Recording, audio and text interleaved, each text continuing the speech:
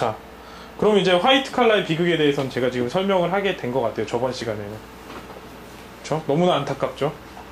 거기는 정말 수많은 내용이 있는데 그 수많은 내용을 제가 봐도 기억을 못 하겠더라고요. 그래서 또 맥을 짚어볼게요. 유비쿼터스 혁명의 버스를 탈 것인가 말 것인가. 유비쿼터스가 뭘 것 같아요? 간단하게 설명을 해줄게요. 제가 오늘 백화점을 가요. 이 옷이 너무 이쁜 거야. 이 옷을 입어보니까. 근데 여기서 사면 비싸잖아요. 그래서 핸드폰을 딱 켜니까 인터넷이 돼요. 그러면 나는 옥션에서 이 옷을 사요. 싼 가격으로. 그럼 집으로 오겠죠? 그럼 난 그 옷을 입어요. 검색도 하고. 이게 유비쿼터스예요. 언제 어디서나 정보를 마음대로 이용할 수 있는 거. 쉽죠? 뭐 더 복잡한 말은 있지만 대강 개념은 이래요. 자, 지금 제가 말했던 것들이 막 불가능하게 느껴지나요? 되고 있죠, 지금. 되고 있는데 사람들이 아직 그거에 대해서 이게 아직 편리하게 되는 그 사회적 기술이 없기 때문에 안 가는 거지. 그 기술은 다 나와 있죠. 와이브로도 있고 뭐도 있고 있잖아요. 그럼 우리는 이거 할 건가 말 건가 당연히 해야겠죠.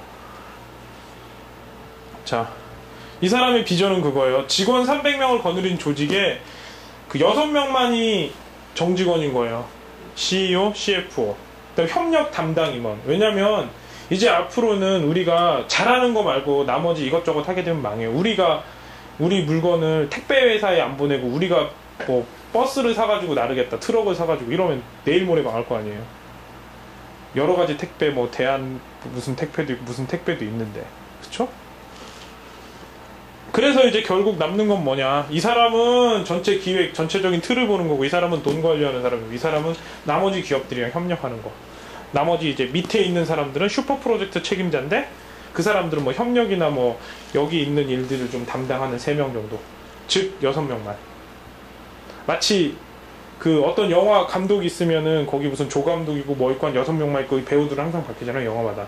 꼭 그런 느낌이죠. 그 다음에 또 톰 피터스가 꿈꾸는 게 19세에 첫 직장을 다니는 사람이 있다는 거예요. 근데 우리 보면 건이 있잖아요. 그러니까 희한하게 이 책을 읽고 막 이 책에 집중을 하다 보니까 어떻게 하니까 우리가 이걸 비슷하게 하고 있는 거예요. 42세의 직원. 아직 이 42세의 직원이 좀 없어서 그런데 제가 볼 때는 저희랑 같이 일하는 저 같은 경우는 이제 글로텍이라는 회사가 있잖아요. 거기에는 뭐 충분히 계시는 것 같아요. 그 다음에 회사 본부가 없다. 없죠. 우리 집만 딸랑 하나 있잖아요. 이것도 본부란 본부라고 볼 수 있지만 저의 꿈은 모두가 다 나가서 일을 하는 거니까. 집에서 재택근무하면서. 그럼 모든 직원이 무선 모바일 기능에 능통한다. 그래서 제가 이번에 저희가 하려고 했던 게 뭐죠? 어떤 프로그램을 잡아서 하나하나씩 연습을 해서 끝내는 과정이잖아요. 근데 왜 이렇게 자세하게 강의를 안 하느냐. 어차피 새로운 이제 시간이 지나면 지날수록 그런 프로그램들은 많아질 거고 스스로 공부하는 방법을 찾아야 되거든요. 맞는 방법들을. 그래서 지금 어느 정도 한번 지켜보고 있긴 하거든요. 큰 목표만 정해두고 거기에 맞춰서 한번 와보라고.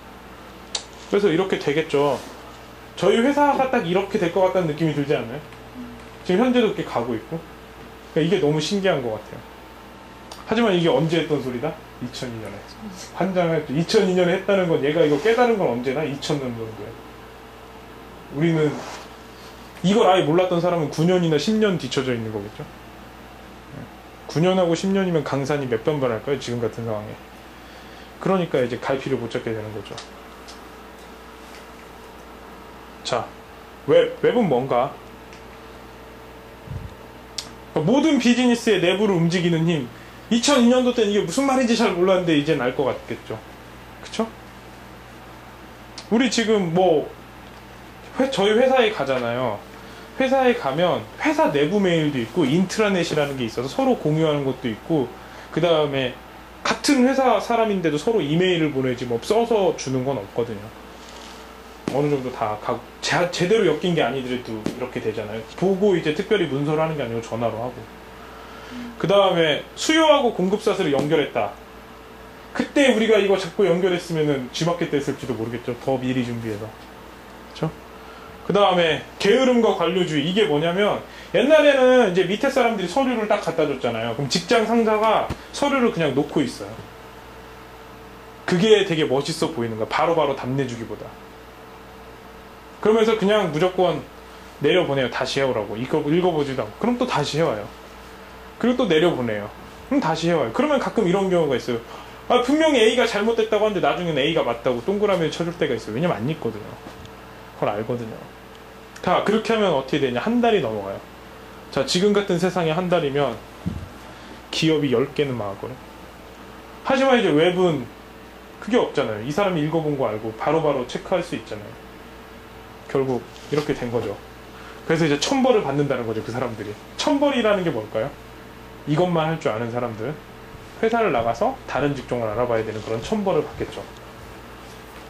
그 다음에 제품 개발에서 애프터 서비스까지 어떤 제품을 만들면 얼리 어댑터라는 사람들이 봐서 아, 이 제품은 어떤 게 좋고 어떤 게 안 좋네요 하면은 그거에 따라서 우리가 서비스도 해줄 수가 있고, 이런 경우가 있대요. 옛날에는 그 제품 설명서를 사람들이 모르고 제품에 대해서 잘 모르잖아요. 그래가지고 그거에 대해서 이제 웹에 올려놓지 않을 때는 무슨 문제만 있으면 계속 전화가 왔대요.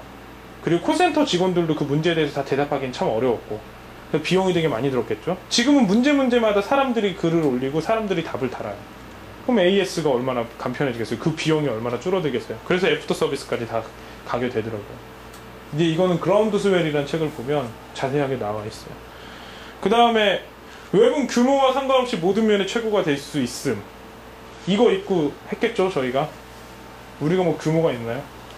그쵸? 자, 어이구.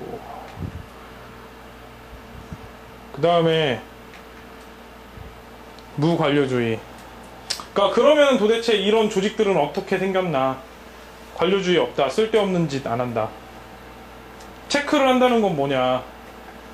아주 좋을 때는 이 사람들이 어떤 게 일이 되나 안 되나 알람 역할을 해주는 것밖에 없거든요. 어떻게 보면. 근데 이제 그걸 체크를 하다 보면 사람들이 아직 능숙하지 못해서 체크를 한다고 그게 잘해지는 게 절대 아니거든요. 그쵸? 그 사람들이 제정신으로만 일을 하면. 그렇기 때문에 이 체크를 하다 보면 체크를 위한 일을 하게 돼요. 지금은 저희가 시간마다 저한테 와서 이제 어떤 보고도 하고 그러지만 이게 틀이 잡히면 그 시간마다 보고하는 시간이 참 아깝다는 생각이 들지 않을까요? 아마 그게 없어지겠죠. 무관료주의. 물론 약간의 그게 필요하긴 한데 그거는 그 제도를 유지하기 위해서 필요한 게 아니고 어떤 학습을 하기 위해서 필요한 거거든요. 아마 그 학습이 끝난 다음엔 없어져야겠죠. 그 다음엔 두 번째 특징은 체계적으로 통합됐다. 웹은. 그쵸? 이 체계적으로 통합됐다는 건 방금 말했던 고 최진실 씨 사건만 봐도 그렇죠? 뭐 하나의 잘못된 댓글, 뭐 하나의 안 좋은 글들이 체계적으로 결합이 됐기 때문에 그 힘이 커진다는 거죠. 즉, 우리가 잘만 스토리를 만든다면 많은 사람한테 알릴 수 있는 가장 비싼 마케팅 비용을 절약할 수가 있다는 거죠. 그 다음에 지식 기반. 뭐 이건 너무나 쉬운 얘기죠. 지식이 다 거기에 있죠, 이제. 그걸 누구나 다 열람할 수 있다, 이런 내용이죠. 근데 그때 당시는 이게 되게 획기적인 말이었어요. 누구나 열람할 수 있으려면 검색이 좋아야 되는데 지금 검색이 이렇게 좋아졌잖아요. 라이트한 검색으로는 지식인이 있고, 뭐 좀 잘 찾기 위한 검색에서는 뭐 구글이나 이런 엔진들이 있고, 그 다음에 고객 중심. 어떻게 하다 고객 중심이 됐겠어요? 잘못한 거 고객들이 다 댓글 올리죠. 그리고 그걸로 판단하죠. 광고보다 더. 그래서 고객이 명령하고 고객이 책임자고 고객에게 모두 맞춤화가 되지 않으면 안 된다라는 게 되겠죠. 그래서 우리는 어떻게 하느냐, 여기다 서비스라는 말을 여기다 붙이는 거죠. 서비스를 맞춤화한다. 그래서 우리는 이걸로 돈 벌겠다는 거죠. 그렇죠?